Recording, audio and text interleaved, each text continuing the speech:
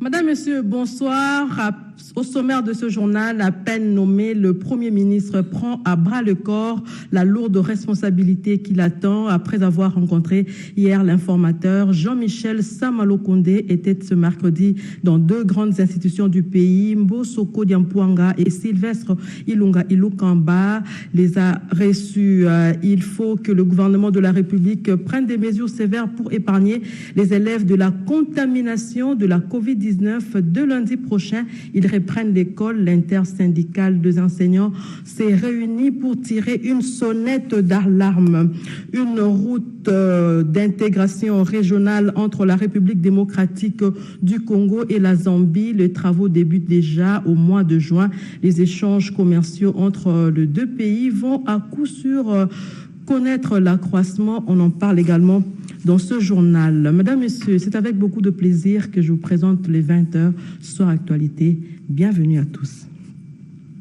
La France apporte son soutien au système de santé africain et l'accès équitable aux vaccins contre la Covid-19. Ces deux points ont figuré à l'ordre du jour de la séance de travail qu'a eu le président de la République, Félix Antoine Tshisekedi, président en exercice de l'Union africaine, séance de travail à laquelle a pris part le panel de l'Union africaine et le président français Emmanuel Macron. Séance de travail avec le panel de l'Union africaine. L'accès équitable aux vaccins contre la Covid-19 et les soutiens de la France au système de santé africain, tels sont les sujets à l'ordre du jour de la réunion du bureau de la conférence de l'Union africaine ce mercredi 17 février avec la participation du président français Emmanuel Macron qui veut s'enquérir de la situation de l'Afrique avant les sommets du G7. Par visioconférence, les présidents en exercice de l'Union africaine, son Excellence Félix Antoine Tshisekedi Tshilombo, a fait son mot d'ouverture, suivi de l'état des lieux de la situation par les présidents de la Commission Moussa Faki Mahamat. Le président sud-africain Cyril Ramaphosa intervient à son tour sur la réponse africaine à la Covid-19. Félix Tshisekedi, président de l'Union africaine, revient pour conclure les travaux. Pour rappel, le chef de l'État congolais, Félix Tshisekedi, a pris officiellement ses fonctions le samedi 6 février à Addis Abeba, en Éthiopie, siège de l'Union africaine.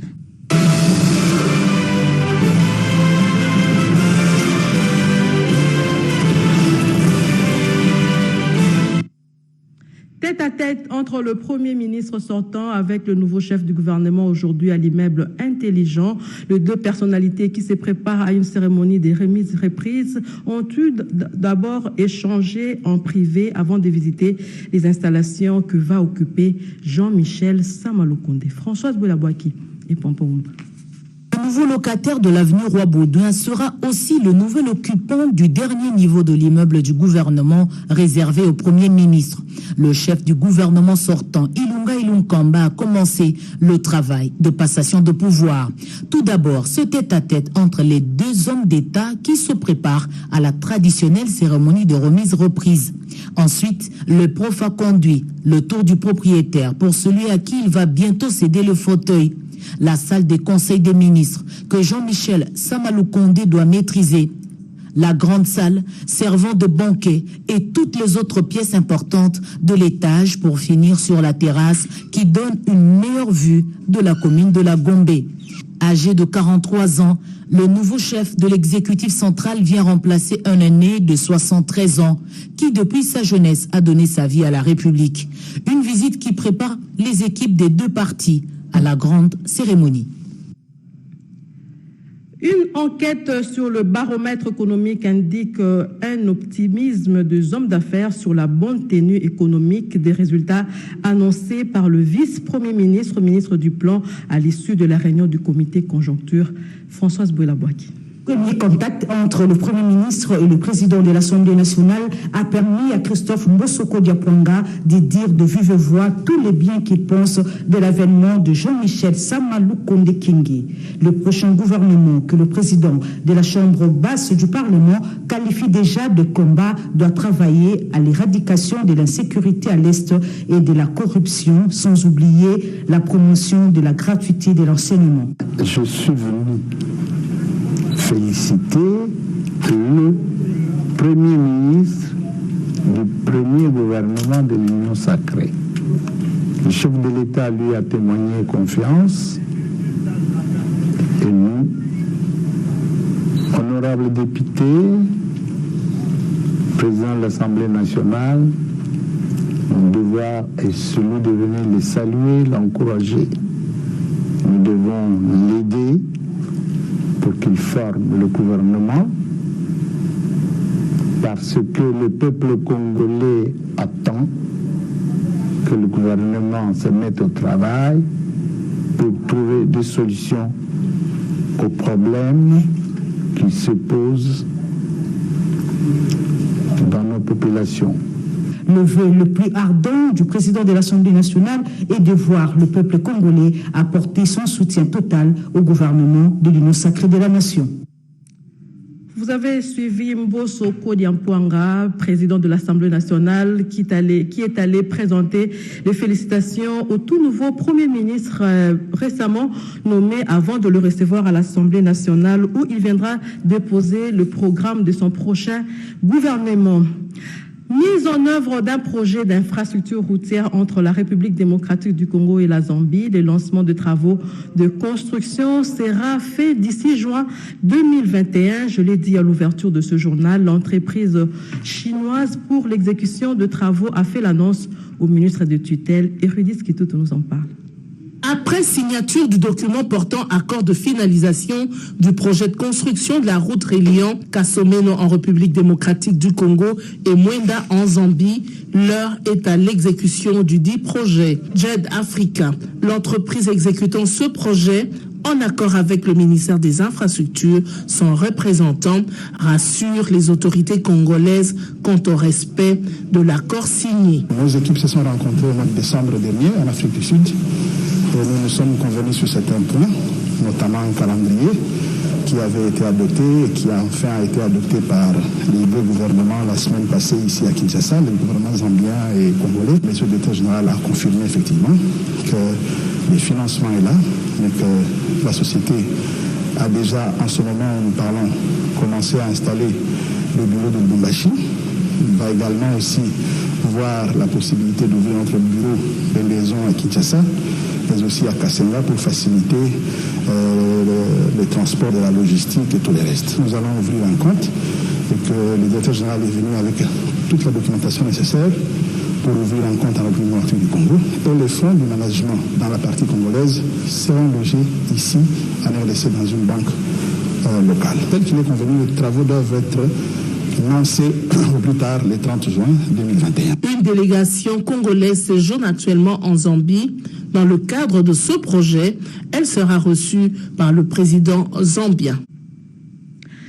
L'école reprend le 22 février prochain, c'est officiel. Le syndicaliste du secteur de l'EPST milite pour la prise en compte des mesures barrières lors de la rentrée des classes et pour éviter la contamination de la Covid-19. Par la même occasion, il félicite le chef de l'État qui a décidé cette reprise. Anastasie Dombo. Les syndicats des enseignants du Congo, SIECO, s'engagent comme un seul homme pour travailler main dans la main au bénéfice de la jeunesse congolaise et des enseignants. D'une seule voix, les syndicalistes de l'EPST soutiennent le chef de l'État pour la reprise des cours annoncée le 22 février prochain. Par ailleurs, ils encouragent les autorités sanitaires à donner les moyens qu'il faut pour l'observance des mesures préventives contre la Covid-19. Concernant notre lutte contre la Covid-19 dans les milieux scolaires, nous vous prions d'ordonner des investigations sur l'affectation des fonds y alloués. Car nous constatons que sur le terrain, les élèves comme les agents commis à l'éducation courent un danger dû à Covid-19 par manque de logistique concordant aux besoins. Du reste, ils émettent le vœu de voir le nouveau chef du gouvernement tenir compte de la problématique du système éducatif congolais et de l'acteur, donc l'enseignant lui-même. C'est cela la voie cardinale. C'est le seul moyen de relever le secteur de l'éducation en République démocratique du Congo afin de favoriser la paix sociale. Les primes du personnel de régie financière seront payées, mais suivant la procédure et les principes. Propos du vice-premier ministre, ministre du Budget, Jean Baudouin-Maillot, à la délégation syndicale de ces régies financières, nous dit Cédric Kenina.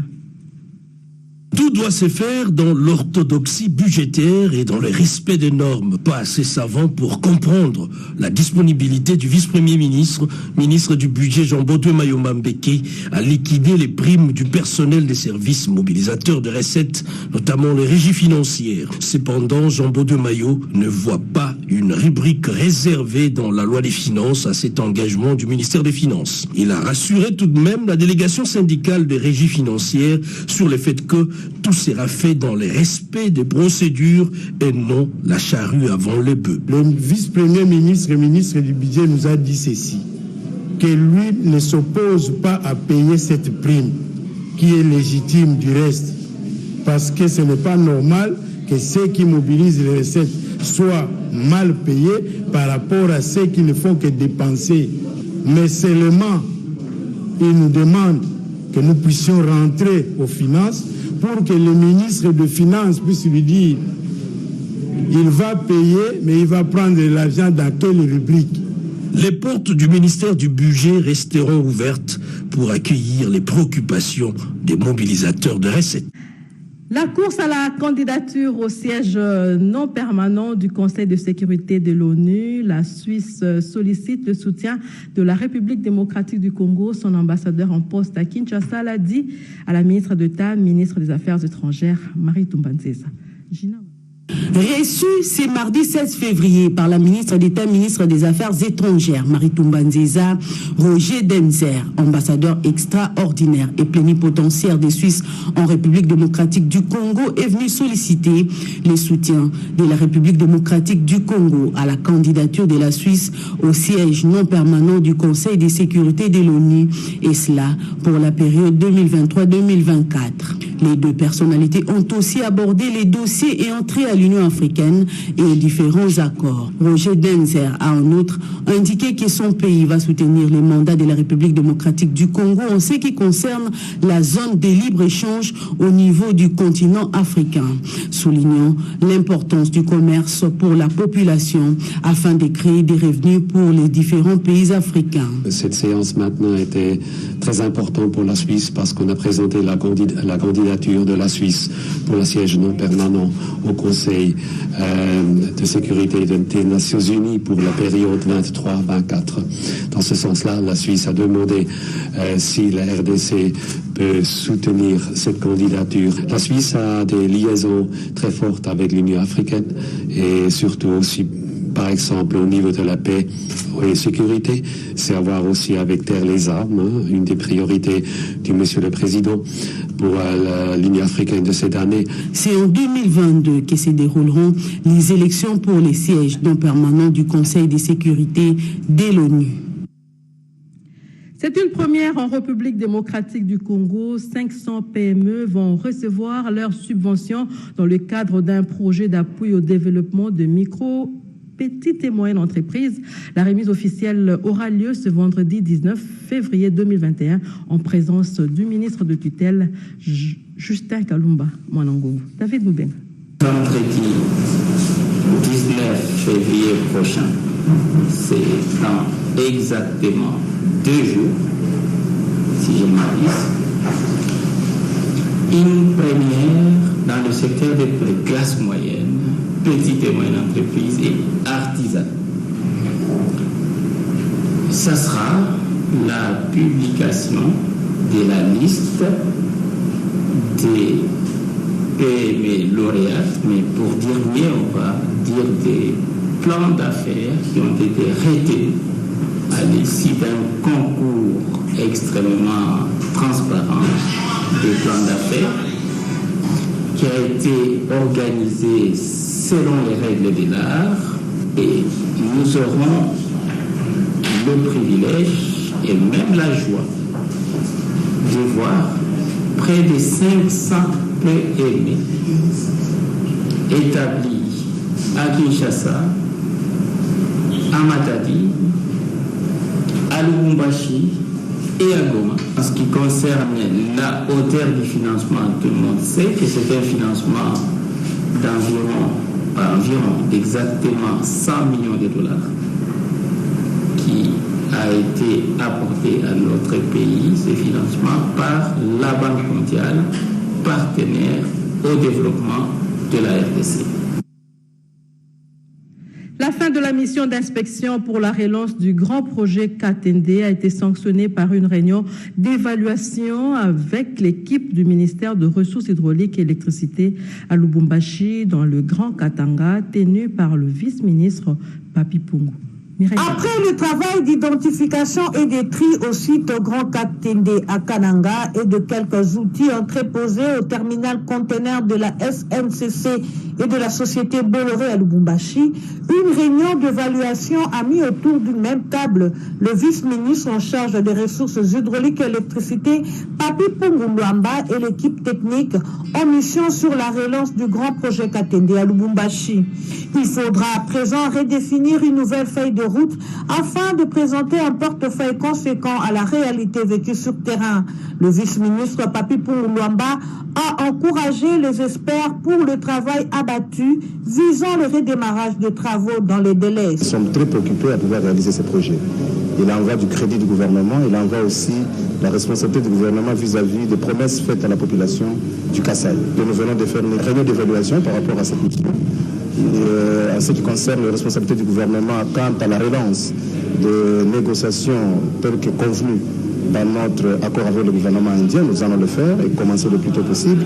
Et au niveau du gouvernement aussi, nous tâcherons d'en parler au Premier ministre ainsi qu'aux collègues ministres des Finances pour que la partie qui concerne la maintenance, l'entretien du site où doit être entreposés les équipements de ces grands barrages, que ces moyens soient dégagés et permettre à ce que tout ce qui est à Lubumbashi, ici dans l'entrepôt de la SNCC, puisse arriver sur les sites, tout comme les équipements qui sont en Écotrans ainsi qu'à Bolloré. Juste après la réunion, les experts ont effectué une descente à travers autres sociétés d'entreposage où sont gardés les outils consacrés au projet, et c'est dans le but de pouvoir les acheminer au site. Jardin scolaire, 1 milliard d'arbres à l'horizon 2023. Ce projet du chef de l'État pour la lutte contre le réchauffement climatique va commencer dans les provinces. Le ministre de l'Environnement, Claude Nyamugabo, a entamé la tournée par la province du Nord Kivu. Lopez Kakouba. À Goma, dans la province du Nord Kivu, le ministre de l'Environnement et Développement durable, Maître Claude Nyamugabo Baziboué, qu'accompagnait le directeur général du Fonds forestier national, Honoré Moulumba Kalala, a échangé avec l'archevêque de Goma, Monseigneur Willy Ngumbi, sur le projet du chef de l'État intitulé Jardin scolaire, 1 milliard d'arbres d'ici 2023. Parce que nous connaissons le rôle que joue l'Église dans l'éducation dans notre pays, et le rôle de l'Église spécialement dans la protection de l'environnement, étant donné que le pape lui-même est très engagé dans la protection de l'environnement, et les évêques qui le représentent dans notre pays sont également très impliqués. La Senko, j'ai rencontré les responsables à Kinshasa, est très impliqué. Je suis en mission officielle au nord et au sud Kivu. J'ai bien voulu rencontrer Monseigneur pour solliciter son implication, mais aussi nous sommes au courant du réseau catholique des écoles, et j'ai sollicité que Monseigneur s'implique également pour que ce programme que le président veut réaliser avec les jeunes le soit à travers les élèves qui constituent une grande jeunesse au Nord Kivu. Par la suite, le ministre de l'Environnement a échangé avec le chef des confessions religieuses et tant d'autres personnalités, toujours sur l'importance de l'arbre, tout en sensibilisant sur le projet Jardin scolaire, 1 milliard d'arbres d'ici 2023. La prison centrale de Bukavu dans le sud Kivu sera délocalisée. Une nouvelle prison sera construite ailleurs. Le projet a été présenté au vice-ministre de la Justice, Bernard Takaiché. Un projet qui vaut tout son pesant d'or, avance le ministre provincial de la Justice du Sud Kivu, Jospin Bitafouan Mukono, souligne que la délocalisation de cette prison érigée en plein centre-ville de Bukavu pourra épargner la population du danger permanent. Nous avons trouvé que la prison centrale de Bukavu, du point de vue sécuritaire, c'est une prison qui expose la population à des dangers éventuels, surtout en cas d'évasion. Le partenaire est déjà disponible et il accepte de travailler selon les dispositions qui lui seront soumises par le gouvernement, quel que soit national et provincial. Le bienfaiteur et partenaire, c'est cet homme de Dieu, pasteur Bahati Chamanga. Il dit faire quelque chose de spécial pour soulager tant soit peu les détenus. Ravi de ce projet, le patron de la justice congolaise a recommandé que des études minutieuses soient menées afin que la nouvelle prison soit construite selon les normes et standards internationaux. La Corée du Sud va apporter son soutien à la mission du président de la République, Félix-Antoine Tshisekedi Tshilombo, reçu par le chef de la maison civile du chef de l'État, l'ambassadeur de Corée, Kim Kyen-jo, a annoncé cette volonté de son pays d'accompagner le chef de l'État redépendant. Le chef de la maison civile du chef de l'État, Dr Bruno Miteyo, a échangé avec l'ambassadeur du Corée, M. Kim Kyen-jo, ce mercredi du 7 février 2021. Cette visite entre dans le cadre des échanges initiés par le chef de la maison civile avec différents diplomates en vue de faciliter la population qui est la famille naturelle du chef de l'État, Félix-Antoine Tshisekedi Tshilombo, l'accès aux services sociaux de base. Les diplomates coréens a émis le vœu de voir la coopération entre la République démocratique du Congo et la Corée se raffermir davantage pour le bien-être du peuple congolais. Oh yes, I had a very good discussion. J'ai eu une très bonne discussion avec le chef de la maison civile en ce qui concerne notre partenariat bilatéral, comment nous pouvons faciliter nos échanges et nos soutiens. Le chef de la maison civile et moi-même, nous nous attendons à une plus grande collaboration pour le gain de nos deux peuples. La COVID-19 est un danger ou est un ennemi commun à l'humanité entière. En tant que tel, nous sommes plus que prêts à collaborer avec nos partenaires congolais. Et jusque-là, nous avons déjà fourni $300 000 de matériel. Et après cela, nous allons encore apporter un soutien de $500 000 de matériel. Le chef de la maison civile a souligné les priorités. Et c'est d'abord l'éducation, la santé et l'hygiène, et bien d'autres secteurs aussi. La possibilité de renforcer la coopération dans les domaines des infrastructures communautaires et celui de l'entrepreneuriat féminin a été aussi abordé par le chef de la maison civile, Dr Bruno Miteyo. Vers une coopération dans le secteur médiatique entre l'ACP et les agences de presse de la Fédération de Russie, retombée d'une séance de travail qui a mis autour d'une même table le président du conseil d'administration, le directeur de l'ACP et les diplomates russes. Reportage. Ce contact entre les directeurs généraux de l'agence congolaise de presse ACP et l'ambassadeur de la Fédération de Russie accrédité à Kinshasa augure de le lendemain meilleur. Les deux parties, à travers leurs échanges, ont mis l'accent sur la coopération dans les secteurs médiatiques. Coopération, dans les jours à venir, va permettre à l'ACP de tirer profit, notamment en termes de renforcement de capacité de son personnel sur les nouvelles technologies de l'information pour une meilleure prestation dans un monde médiatique aujourd'hui concurrentiel et surtout permettre à l'ACP, grâce à la coopération toujours avec la Fédération de Russie, très avancée techniquement, de bénéficier d'un certain nombre d'équipements pour améliorer sa production. Le problème que nous avons maintenant, c'est la méconnaissance de la RDC en Russie et de la Russie en RDC.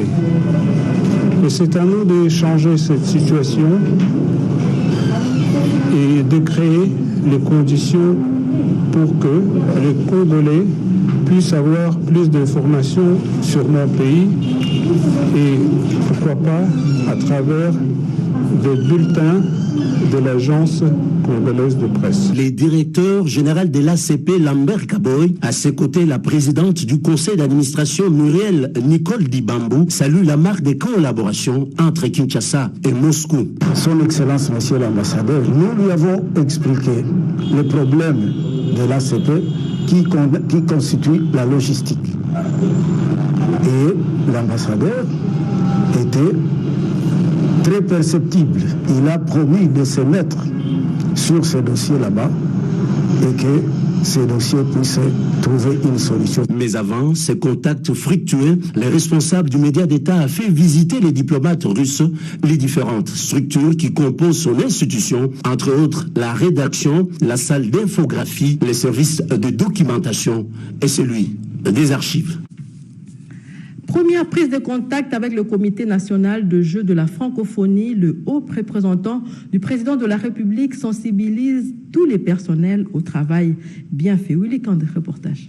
La réussite de l'organisation des 9e Jeux de la francophonie engage tout un peuple et cela exige de la discipline de la part d'un chacun d'entre nous. Tels sont les propos de Didier Chiyoyo dans sa première prise de contact avec le personnel du Comité national des Jeux de la francophonie, 72 heures après sa nomination comme haut représentant du président de la République au dit comité. J'étais surpris de voir la qualité des membres et des intervenants dans cette commission. Je pense qu'il y a une synergie qui est en train d'être apportée. Donc je pense que d'ici très très peu, il va y avoir des résultats visibles concernant les avancées des Jeux de la francophonie. Alors le président de la République, son Excellence, Monsieur le Président Félix Tshisekedi, a tenu engager un expert en logistique organisationnelle afin de piloter, d'apporter une expertise organisationnelle au niveau de l'avancée des Jeux de la francophonie. Mon but n'est pas de raser qui que ce soit. Le Jeu de la francophonie n'est pas une activité d'un individu ou d'une institution, c'est une activité de tous les Congolais. Donc tous les Congolais doivent s'approprier les Jeux de la francophonie. Par conséquent, il y a de la place pour tout le monde. À plus ou moins 14 mois d'août 2022, la République démocratique du Congo doit rouler à plus de 100 km à l'heure afin de rattraper son retard dans la construction et la réhabilitation des infrastructures devant servir à la tenue des 9e Jeux de la francophonie à Kinshasa. Mise en place d'une commission nationale pour la gestion et la prévention des conflits fonciers en République démocratique du Congo, Augustin Mukamba, un compatriote résident en Suisse, propose d'apporter son expertise dans ces secteurs. Jacques Abouaba. La terre, denrée précieuse des peuples, mais aussi source de conflits. Cela est dû, pour la plupart des cas, au déséquilibre entre les besoins fonciers des populations et les disponibilités foncières qui engendrent une compétition autour de ces ressources. Pour réduire d'une manière drastique ces conflits et participer aux réformes amorcées dans ces secteurs, la Commission nationale pour la gestion et la prévention des conflits fonciers se propose d'apporter son expertise aux services étatiques compétents pour une gestion efficiente du domaine foncier. Œuvre d'un compatriote résident en Suisse, Augustin Mukamba. Nous apportons notre expertise sur la résolution des conflits fonciers qui rongent notre pays, qui donnent une mauvaise image à notre pays et qui rongent la population. La solution que nous apportons, c'est la mise en place d'une commission nationale pour la gestion et la prévention des conflits fonciers. Vous saurez que 80% des affaires pendantes aujourd'hui dans nos cours et tribunaux, ce sont des conflits fonciers. Alors, c'est dans ce sens-là. Nous avons un ministère des Affaires foncières, nous avons la justice, mais on ne comprend pas pourquoi est-ce que le domaine foncier reste un problème pour nos populations. C'est dans ce sens-là que nous avons travaillé pour que, sous la supervision du chef de l'État, avec sa bénédiction, que cette structure puisse trouver place dans les instances nationales. De la même sorte, il s'est impliqué pour la lutte contre la violence faite à la femme, la lutte contre la corruption, l'IGF, que cette commission trouve lieu pour donner sourire au peuple congolais qui sont victimes de conflits fonciers dans notre pays. L'apport de notre compatriote entre dans le cadre de la vision du président de la République et président en exercice de l'Union africaine, Félix Antoine Tshisekedi Tshilombo, vision qui se traduit par les termes « le peuple d'abord ». Le nouveau chef de la police de la MONUSCO a pris officiellement ses fonctions à Kinshasa. Il a présenté ses civilités au commissaire divisionnaire principal de la police avec qui il a promis de travailler en étroite collaboration. Reportage. Le commissaire général de la police nationale congolaise, le commissaire divisionnaire principal Dieudonné Amouli Baïmba, entouré de ses collaborateurs, a reçu en audience la délégation de la composante police MONUSCO, conduite par son nouveau chef, le général Modibo Rété. Au menu, il était question de la présentation des civilités par le chef de la composante police MONUSCO au patron de la police nationale congolaise. Le commissaire général Dieudonné Amouli et son hôte ont passé en revue plusieurs questions ayant trait à la collaboration et au partenariat entre la police nationale congolaise et la police MONUSCO. Au niveau des Nations Unies ainsi qu'au niveau des hautes autorités congolaises, il y a des discussions qui sont engagées pour une phase qu'on appelle phase de transition, c'est-à-dire comment progressivement faire que les capacités soient en place pour que progressivement la mission des Nations Unies laisse la place aux autorités congolaises sur un certain nombre de secteurs de la sécurité.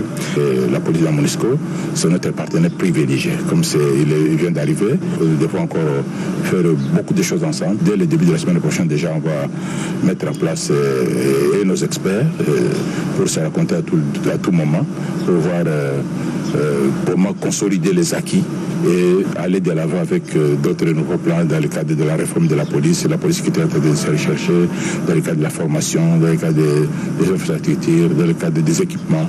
C'est sur une note de satisfaction que le chef de la composante police MONUSCO a quitté le quartier général de la police nationale.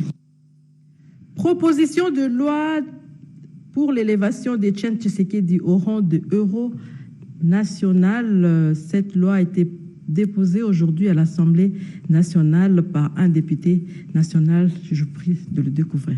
Il y a des Congolais et Congolaises qui croient et veulent voir Etienne Tshisekedi être élevé au rang de père de la démocratie en République démocratique du Congo. Parmi eux, l'honorable Henriette Ouamouatamina, à travers son alliance pour la réforme de la République. La commission est mise en place pour préparer une proposition de loi dans ce sens et c'est l'honorable Charlie Wenga qui conduit les travaux. Il faut bien qu'une grande partie des Congolais se joignent à la réflexion, y compris la famille biologique du docteur Etienne Tshisekedi. Et cette commission a pour objectif, n'est-ce pas, de préparer notre conclave de manière à ce que nous puissions produire une proposition de loi pour élever le docteur Etienne Tshisekedi Mulumba comme le père de la démocratie en République démocratique du Congo. Et voilà comment l'ADR, avec son grand bureau politique, est en conclave, maintenant en commission, pour préparer cette proposition de loi. Et nous travaillons sérieusement pour que ce soit quelque chose de très intelligent et que demain nous allons pouvoir voir les familles politiques, les familles biologiques du docteur, de manière à ce que nous puissions présenter un travail qui est accepté par toutes les tendances. Président de l'Alliance pour la réforme et la République ADR et initiatrice de cette proposition de loi, l'honorable Henriette Ouamouatamina suit et participe activement à la finalisation de cette proposition. Jean-Pierre Ndolo de Mazou nous parle à présent de l'installation des comités provinciaux. Découvrons-le dans ce reportage.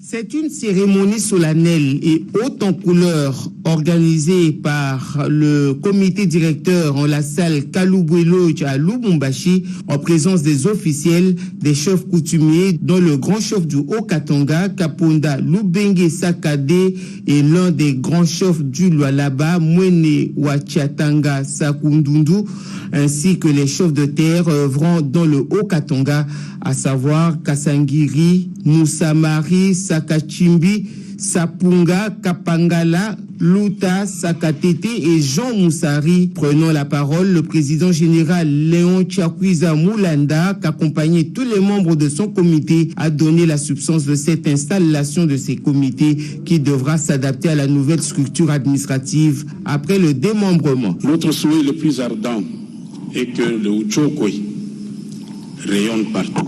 Nous attendons aussi de ces comités un travail efficace sur terrain, travail qui va relever les défis et refléter la valeur et la grandeur de notre communauté à travers la province du Haut-Katanga et pourquoi pas dans toute la République.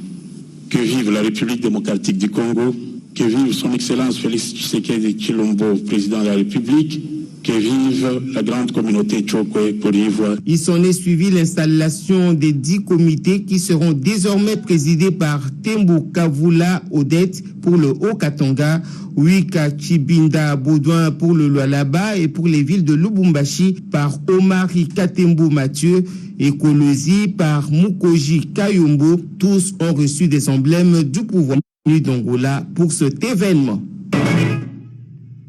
Madame, Monsieur, ce journal est complètement terminé.